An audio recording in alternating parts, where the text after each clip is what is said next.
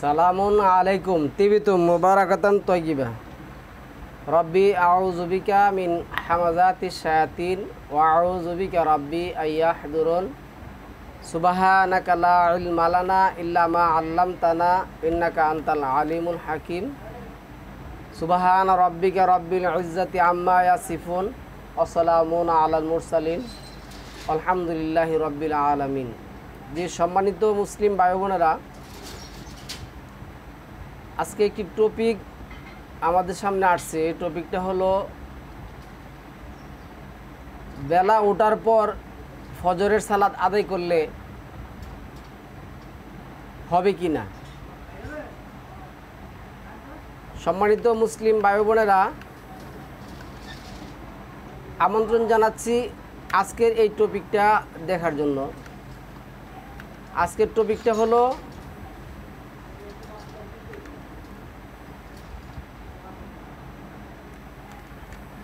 আমরা যে সালাত আদায় করি এই সালাতগুলির ওয়াক্ত সম্পর্কে।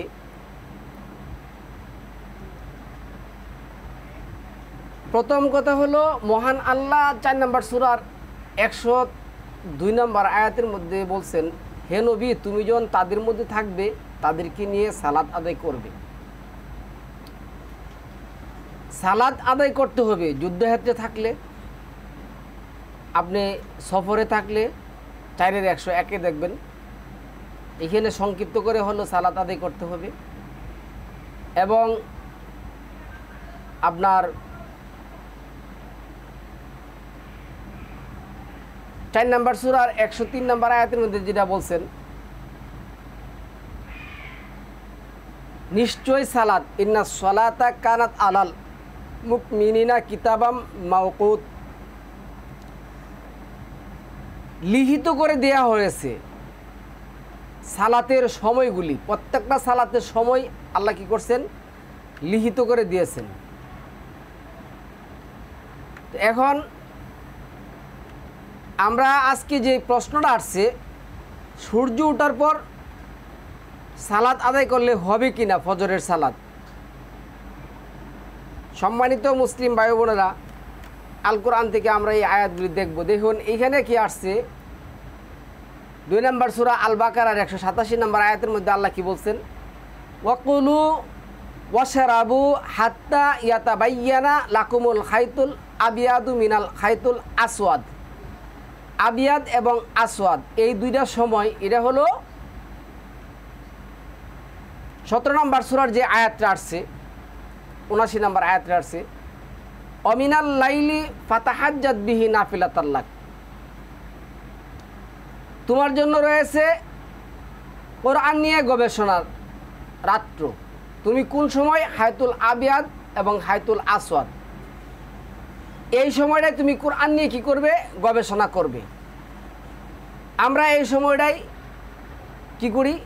রমাদান মাস যখন আসে, আমরা এই খায়তুল আবিয়াদ মিনাল খায়তুল আসওয়াদ এই সময়টা খাই। কখন পর্যন্ত খাই?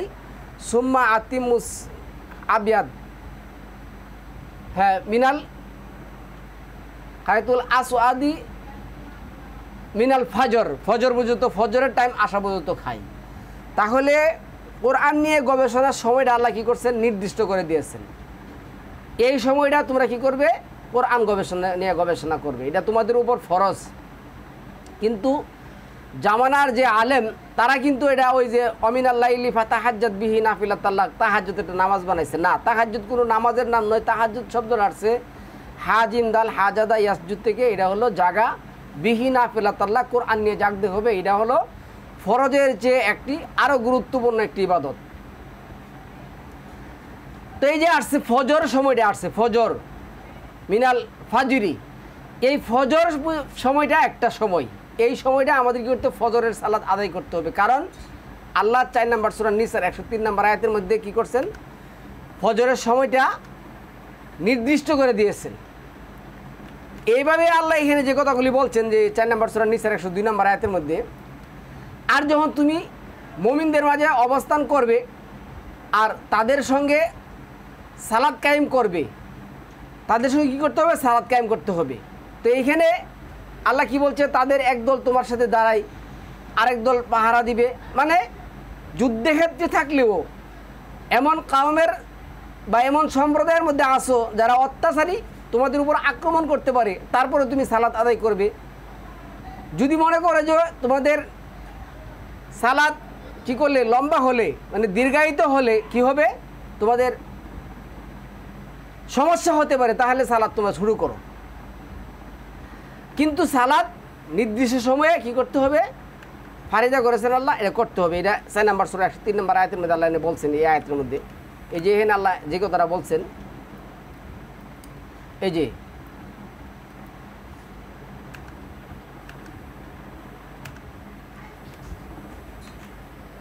এইখানে এই কথাটা বলছেন, ইন্না সলাতা কানাত আলাল মুমিনিনা কিতাবাম মাওকুত, নিশ্চয় সালাত নির্দিষ্ট সময়ে কি করা হয়েছে, ফরজ করা হয়েছে।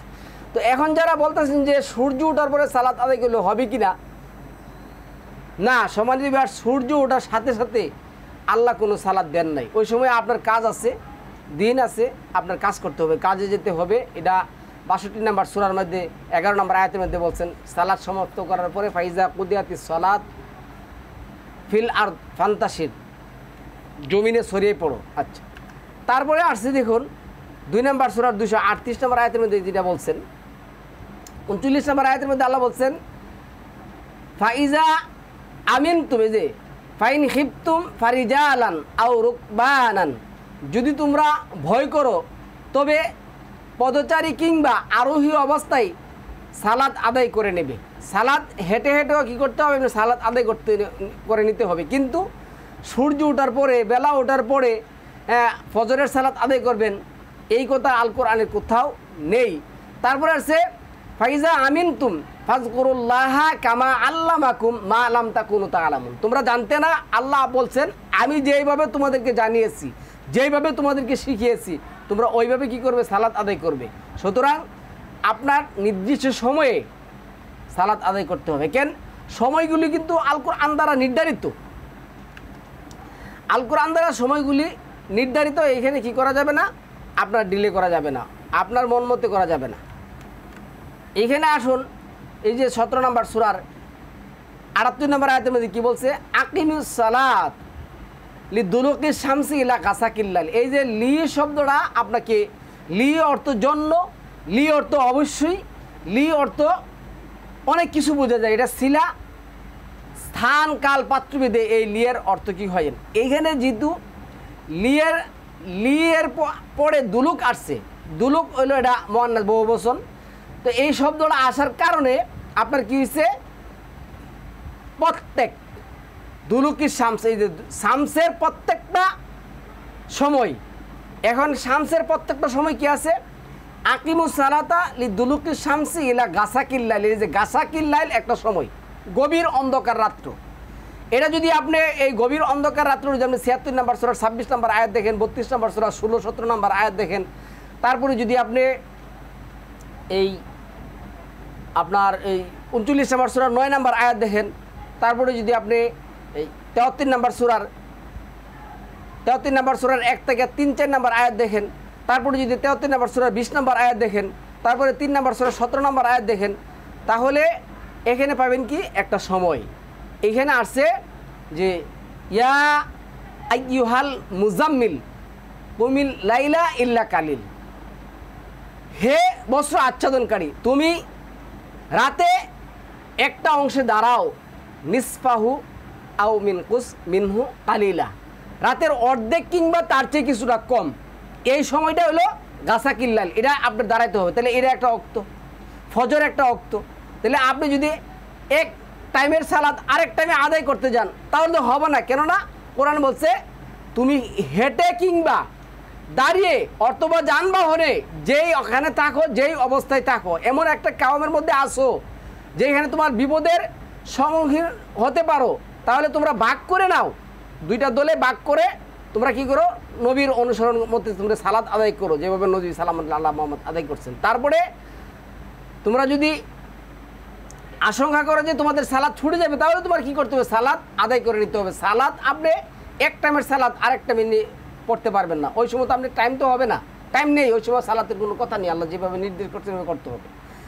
তারপরে আসুন এইখানে আল্লাহ যেটা বলছেন দেখুন, এই সময়গুলি আপনার কী করতে হবে, গুরুত্ব দিতে হবে। কেন আল্লাহ সময়গুলি গুরুত্ব দিতে বলছেন, লেখছে আকিমুস সালাতা তরাফা ইন্না হারি অজুলাফা মিনাল লাইল, তুমি সালাত প্রতিষ্ঠা করো দিনের দুই প্রান্তে, দুই সময়ে, কিছুটা রাতে অতিবাহিত হওয়ার পর।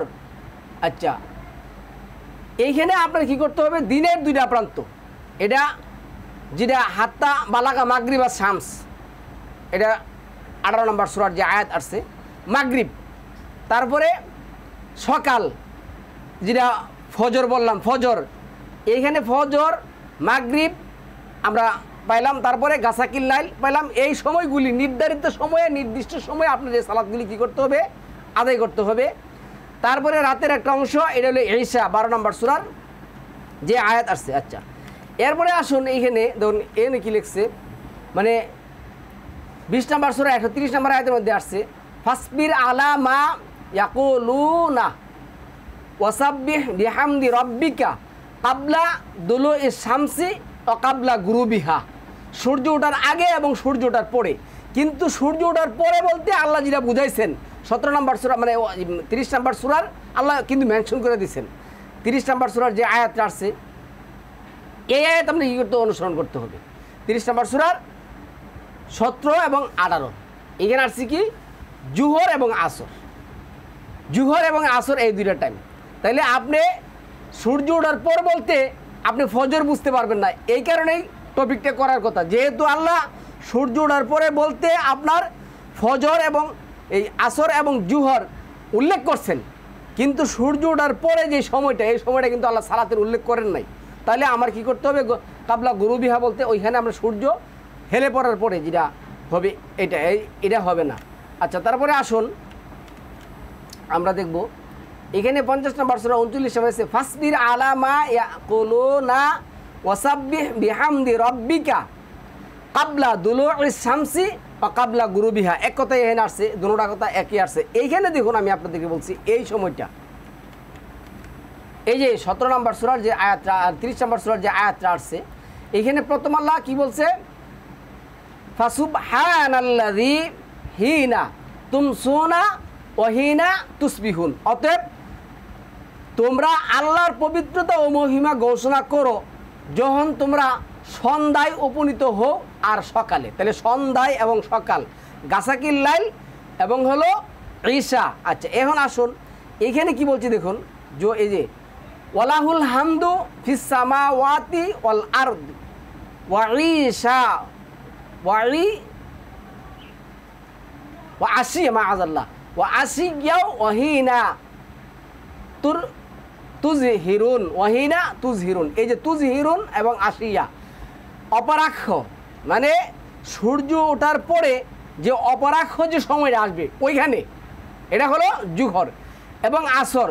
সূর্য হেলে পড়া, ওই যে দুলুকের শামস, সূর্য হেলে পড়লে দুলুকের শামস, জুহর এবং আসর, এই সময়টা তোমার কী করতে, সালাত আদায় করতে হবে। আবার আমি বলছি 2 নম্বর সূরা আল বাকারা 187 নম্বর আয়াত ফজর, 12 নম্বর সূরা 16 নম্বর আয়াত ঈশা, তারপরে 17 নম্বর সূরার 78 গাসাকিল লাইল, তারপরে 30 নম্বর সূরার 17 নম্বর আয়াত মাগরিব এবং ফজর, তারপরে মাগরিব এবং ফজর, তারপরে 18 নম্বর আয়াতের মধ্যে আসছে জুহর এবং আসর। তাহলে এই সময়গুলি কি করতে হবে, আপনার সময়গুলিকে গুরুত্ব দিতে হবে, কারণ এই সময়টি আপনার উপর কী করা হয়েছে, ফারিদা করে দেওয়া হয়েছে। এই সময়টি আপনি কী করতে হবে, সালাত আদায় করতে হবে। আপনি এই সময়টি কী করতে পারবেন না, মানে আপনার মন মতো কী করতে না, সালাত আদায় করতে পারবেন না। আপনার এই সময়গুলিকে গুরুত্ব দিতে হবে। এইখানে আল্লাহ এই কথাটি বলছেন, দেখুন এইখানে কি আসছে, কুলিল্লাহা আ'বুদু মুখলিসাল্লাহুদ্দিন, বলো আমি ইবাদত করি আল্লাহর বিশুদ্ধভাবে, তার প্রতি আমার আনুগত্যের মাধ্যমে। মহান আল্লাহর আনুগত্যর মাধ্যমে আমার বিশুদ্ধ চিত্তে কী করতে হবে, ইবাদত করতে হবে। আমার মন মতো ইবাদত করলে হবে না। আমি আমার ঘুম পুরা করব, আমি আমার কাজ শেষ করব, তারপরে সালাত আদায় করব, এই সমস্ত কথাবার্তা আল কোরআনে নেই। এটা আমাদের মোল্লাদের বানানো, তাদের ফিকা এই সেই বক্কর চক্কর ইমাম মাযহাব তরিকা পদ্ধতি এই সমস্ত নিয়াসীরা তারা এই কাহিনী কিচ্ছা করছেন। কোরআনে এই ধরনের কোনো কথা নেই। আল্লাহ আমাদেরকে নির্দিষ্ট সময়ে সালাত আদায় করার, কোরআন ভিত্তিক সালাত আদায় করার তৌফিক দান করুক। আমা তাওফিক ইল্লা বিল্লাহিল আলিয়্যিল আযীম। সালামুন আলাইকুম তিবিতুম মুবারাকাতুন তাইয়্যিবা।